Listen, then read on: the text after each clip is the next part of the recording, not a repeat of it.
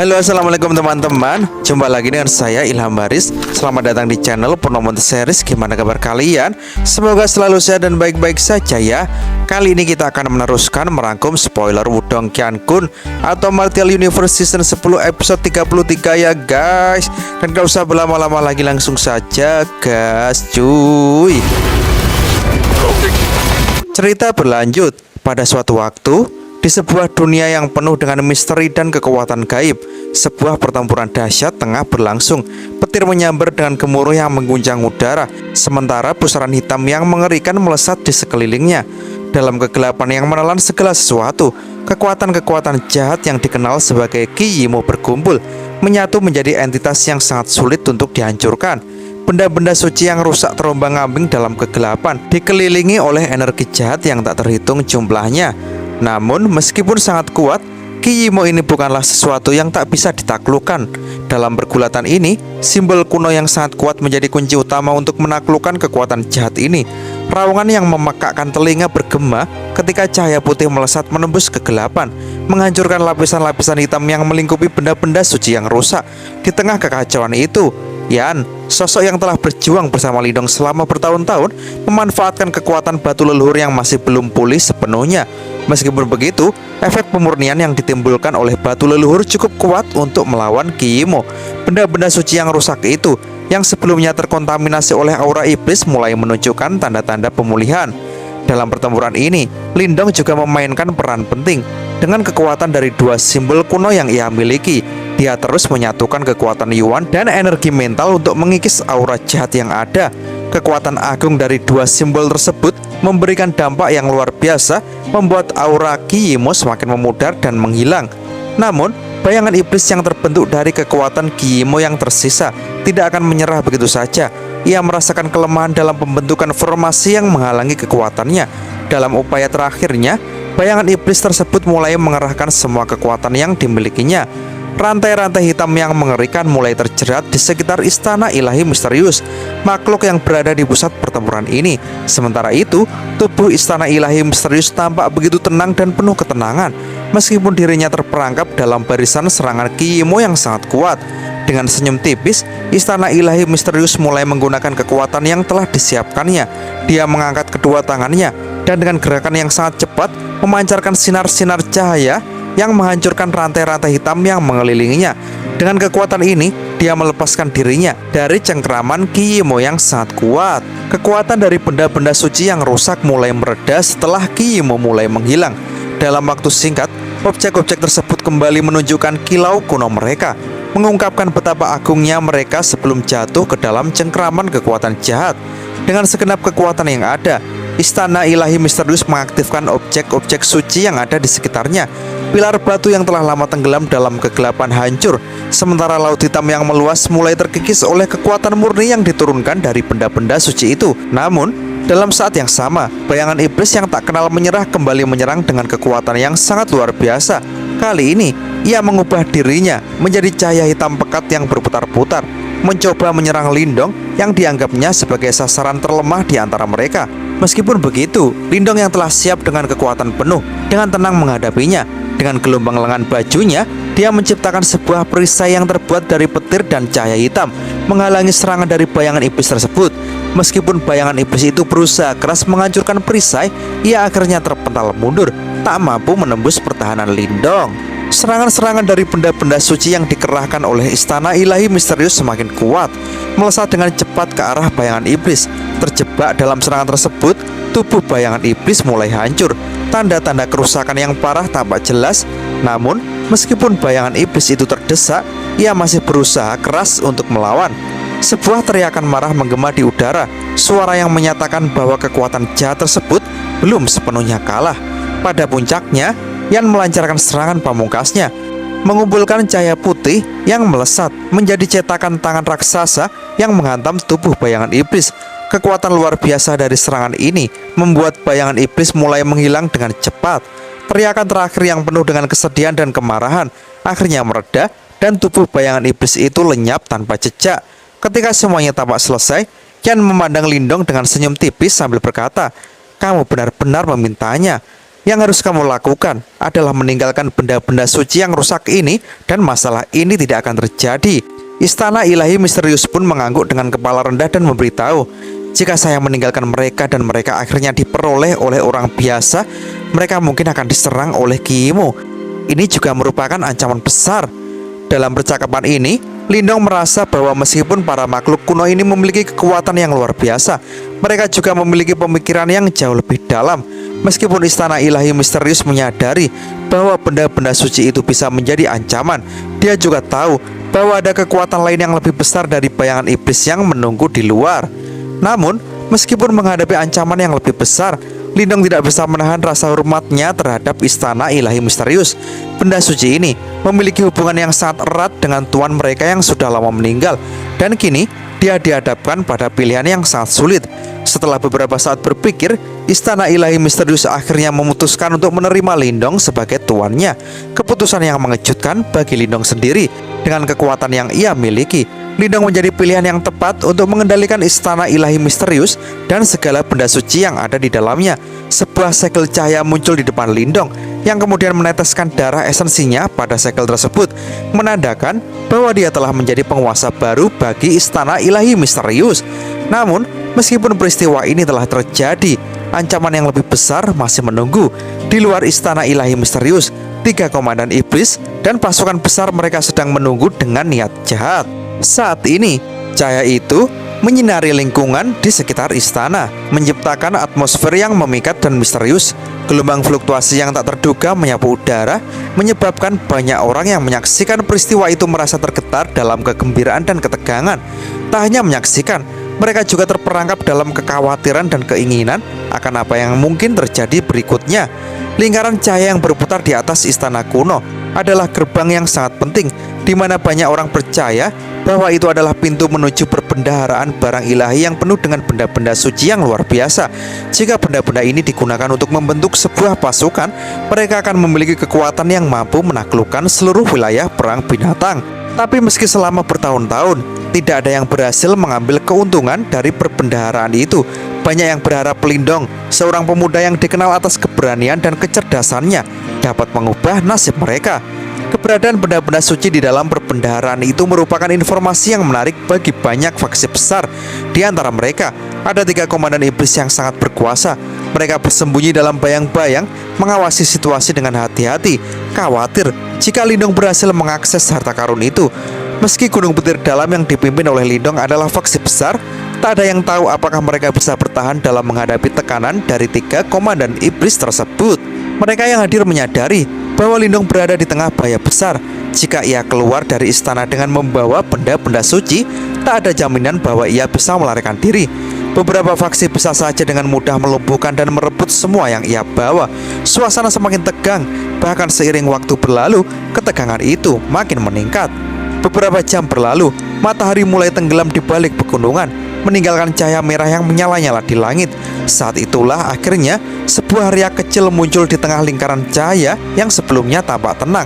Semua mata yang sebelumnya terfokus pada lingkaran cahaya itu kini berpindah ke pusatnya.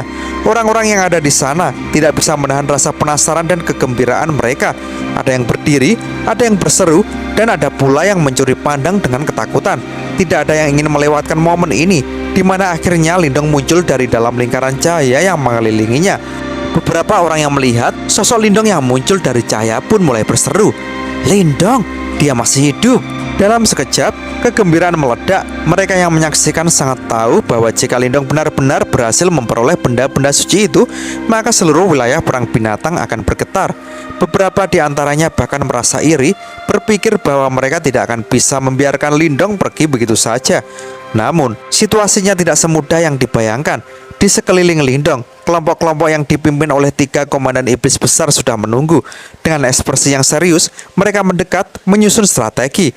Komandan iblis naga langit yang pertama kali berbicara menatap Lindong dan berkata dengan nada yang sulit dipahami, "Kamu benar-benar membuat kami terkejut. Bagaimana kamu bisa memasuki perbendaharaan barang ilahi ini?" Lindong hanya tersenyum tipis, menjawab dengan santai, "Mungkin hanya keberuntungan." Kata-katanya sederhana, namun cukup untuk mengundang tatapan tajam dari komandan iblis naga langit dan 2 komandan lainnya yang berdiri di sampingnya. Sementara itu, di sekitar mereka Aura ketegangan semakin kuat di antara ketiga komandan iblis ini. Ada yang terkenal karena kebijaksanaan dan ketajamannya. Komandan iblis Kondor Hantu yang lebih pendiam mulai mengamati perbendaharaan itu sambil berbicara.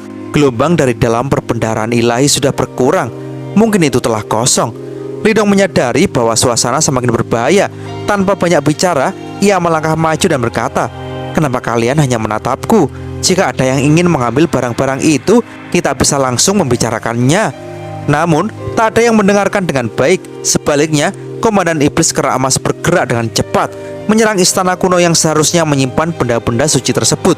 Dengan satu serangan yang kuat, istana itu runtuh dan tanah berguncang hebat. Ketika debu menghilang, tidak ada benda-benda suci yang tersisa. Semua orang tertegun. Kejadian ini menciptakan kekosongan yang sangat besar. Semua orang, baik yang menyaksikan dari kejauhan maupun mereka yang hadir, menyadari bahwa perbendaharaan barang ilahi telah kosong. Sebagian besar orang terkejut dan mata mereka dipenuhi dengan rasa frustasi dan kemarahan. Tetapi, satu hal yang pasti, Lindong tidak hanya berhasil memasuki istana, tetapi dia juga mengosongkannya. Semua benda berharga itu telah hilang tanpa jejak. Komandan Iblis Naga Langit menyeringai, namun ada ketajaman di matanya yang tidak bisa disembunyikan. Lalu ia mencoba mengancam Lindong dengan mengatakan, "Bocah, kamu pikir kamu bisa menipu kami dengan cara seperti ini? Serahkan benda-benda itu."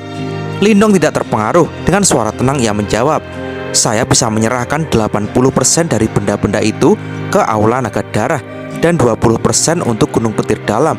Apa kalian pikir itu tidak adil?" Komandan Iblis Naga Langit terkejut, tetapi dengan cepat ekspresinya berubah dingin. Ia sadar bahwa Lindong mungkin saja ingin memicu perselisihan di antara mereka. Komandan Iblis Kondor Hantu dan Komandan Iblis Kera Emas juga tidak tinggal diam, dan mereka mulai memperlihatkan senyum licik mereka. Namun, situasi semakin tegang. Tiga komandan iblis hebat ini jelas tidak akan membiarkan Lindong lolos begitu saja. Ketiganya melepaskan aura panggung samsara mereka yang luar biasa, menyebabkan seluruh daerah tersebut bergetar. Semua orang tahu bahwa pada saat ini Gunung Petir Dalam berada dalam bahaya besar. Dengan mata yang penuh amarah, Xiaoyan pun berseru, "Tidak mudah untuk merebut apa yang menjadi milik Gunung Petir Dalamku." Sementara itu, Lindong hanya tersenyum. Kegilaan semakin berkembang di wajahnya dan berteriak, "Ayo bertarung!" Keberanian Lindong tidak dapat disangkal, dan meskipun dia menghadapi tiga ahli panggung samsara yang sangat kuat, dia tetap tidak mundur. Seperti saat di wilayah Suan Timur, dia tidak pernah menyerah meski harus menghadapi kekuatan yang tampaknya tak terkalahkan. Dengan semangat itu, Lindong memilih untuk bertarung, tak peduli seberapa besar bahaya yang mengancamnya. Pada akhirnya, semua orang menyadari bahwa Lindong bukan hanya seorang pemuda yang cerdik, tetapi juga seorang pejuang sejati yang tidak akan pernah menyerah begitu saja, bahkan ketika berada di ambang kehancuran.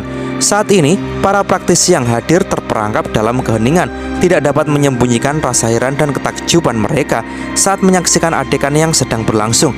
Di tengah kerumunan ini, mata mereka tertuju pada sosok muda yang dengan percaya diri menantang tiga komandan iblis tingkat samsara. Seorang diri, Lindong berdiri tegap menghadapi mereka, seolah tanpa rasa takut atau gentar. Keberaniannya luar biasa, namun jelas bahwa perlawanan ini akan menjadi perjuangan yang mustahil. Keberanian Lindong memang tak terbantahkan. Namun, menghadapi tiga ahli yang sudah berada di puncak dunia pertempuran seperti itu, dengan kekuatan ranah kematian mendalam yang luar biasa, adalah tindakan yang ceroboh. Meskipun demikian, rasa kagum dan rasa ingin tahu muncul dari kalangan mereka yang menyaksikan pertarungan ini, karena keberanian Lindong untuk menantang ketiga komandan iblis tersebut menunjukkan sebuah tekad yang jarang ditemui. Tiga komandan iblis tersebut yang dikenal sebagai kekuatan terbesar di wilayah perang binatang diam-diam mengamati Lindong dengan mata yang penuh minat. Meskipun mereka menyadari bahwa Lindong berada dalam posisi yang sangat berbahaya, mereka tetap tidak bisa mengabaikan ketangguhan mental yang dimilikinya. Komandan iblis Kondor Hantu bahkan tersenyum tipis menikmati momen langka ini, sementara komandan iblis Kera Emas meskipun mengakui keberanian Lindong, lebih menganggapnya sebagai gangguan yang seharusnya segera dihentikan. Di sisi lain, komandan iblis Naga Langit menatap Lindong dengan tatapan dingin, hampir seperti predator yang sedang mengincar mangsanya. "Aku akan membiarkanmu mati tanpa dendam," ujar komandan iblis Naga Langit dengan nada yang menusuk. Suaranya mengandung niat membunuh yang kuat. Lindong memang tahu bahwa dia tidak akan keluar dari sini tanpa terluka, tetapi dia tak akan mundur. Namun, Lindong tidak terlihat takut. Dengan sikap tenang dan percaya diri, ia menanggapi tantangan ini. "Ayo, Komandan Iblis Naga Langit, bukankah kamu sudah ingin berurusan denganku sejak lama?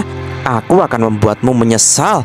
Sementara itu, di sisi Lindong, seorang teman setianya, Xiaoyan, yang siap membantu mengamati situasi dengan seksama.